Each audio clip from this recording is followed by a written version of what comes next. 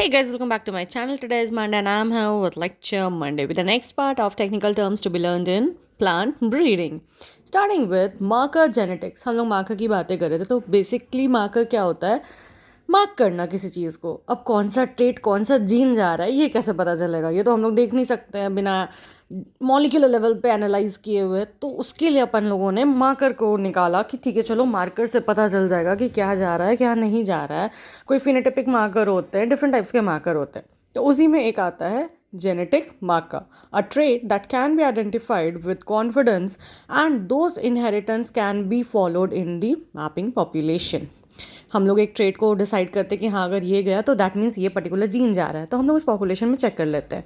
Next one is molecular marker, a molecule that shows easily detectable differences among different individuals और strains of a species और among different species. ठीक है, एक molecule जो कि different expression show कर रहा है, ठीक है, इंडिविजुअल्स में या फिर स्पीशीज़ के अराउंड भी. Next one is mass pedigree method. इस मेथड में हम लोग क्या करते हैं, जो सेग्रीगेटिंग जनरेशन होता है उसको मेंटेन करते हैं बल्क में. ठीक है, in this method, segregating generations are maintained as bulk till such time when conditions suitable for selection occurs. At this stage, pedigree method of breeding is applied. तो उसको हम लोग मेंटेन कर रहे हैं. उसके बाद जब लग रहा है कि हाँ अब कुछ कुछ डिफरेंसेस दिख रहे हैं, हम लोग बेस्ट वाले को सेलेक्ट कर सकते हैं, तो हम लोग सेलेक्ट कर लेते हैं.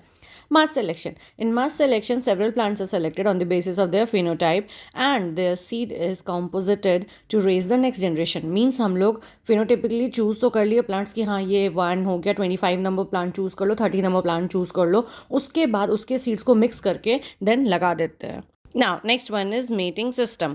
Scheme according to which individuals or lines are mated to produce sexual progeny. अलग अलग तरीके का होता है, जैसे कि हम लोग इंडिविजुअल्स में ही कर रहे हैं, एक पर्टिकुलर स्पीशीज़ में ही कर रहे हैं, ओपन पॉलिनेटेड वैरायटी के साथ सबको कर रहे हैं, या टेस्टर के साथ कर रहे हैं, तो डिफरेंट डिफरेंट मेटिंग सिस्टम्स होता है. तो एक पर्टिकुलर डिज़ाइन या फिर एक पर्टिकुलर तरीका जिसको हम लोग लेते हैं, that is a mating system.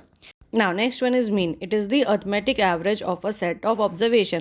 मतलब कोई भी ऑब्जर्वेशन लेने के लिए हम लोग सिर्फ एक ऑब्जर्वेशन लेके उसके ऊपर बेसिस पे अपना एनालाइज नहीं कर सकते. तो क्या करते हैं हम लोग, रैंडमली 5-6 ऑब्जर्वेशन लेते हैं और अगर 6 ले रहे हैं तो उसको डिवाइडेड बाय 6 मतलब उसका एवरेज ले लेते हैं. स्टैटिस्टिक्स का टर्म है, तो that is a mean. Now next one is mega gametogenesis.